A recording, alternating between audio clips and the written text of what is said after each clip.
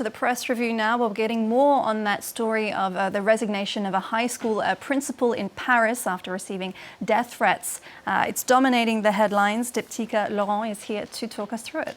Yeah, that's right. As the papers report, this unnamed principal at Maurice Ravel High School in eastern Paris was forced to resign, let's say, after he received death threats online. For La Dépêche du Midi, which is actually a paper from Toulouse, it is one scandal too many, at least that's what it says on its front page. This follows, of course, a reported altercation between this headmaster and a pupil who, after asking her to remove her headscarf, under France's 2004 secularism laws, pupils aren't allowed to wear ostentatious signs of religion, symbols of religion in French public schools.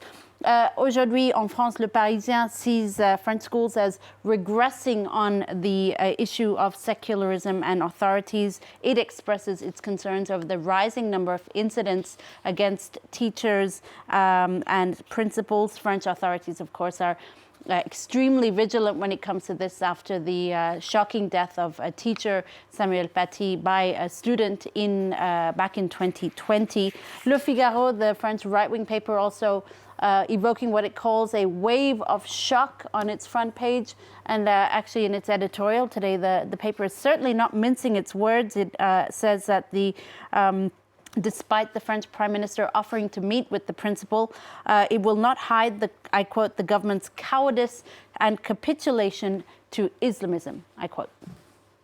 Well, staying in France for our next story, and lawmakers in the National Assembly are this week debating a proposal for a bill about capillary discrimination.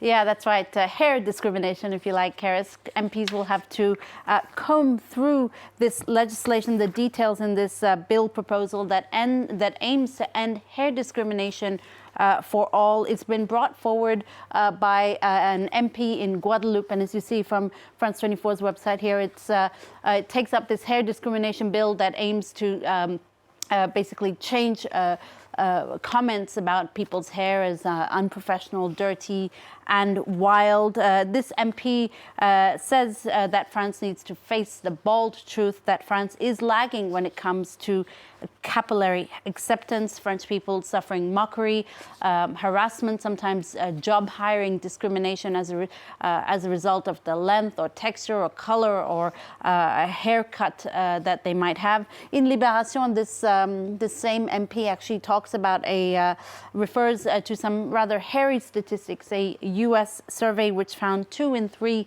black women admitted to changing their hairstyle in order to apply for a job. But it's not just African Americans. 1 in 3 blonde women became brunettes to appear more intelligent, and redheads also face discrimination. It's a question of public health, he says in Libération.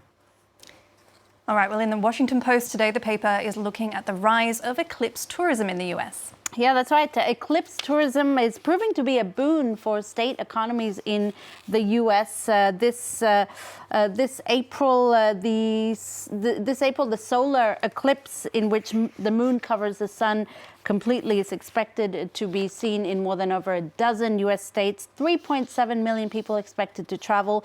You can attend a viewing party, a 22-day cruise, or even a plane ride to view the eclipse.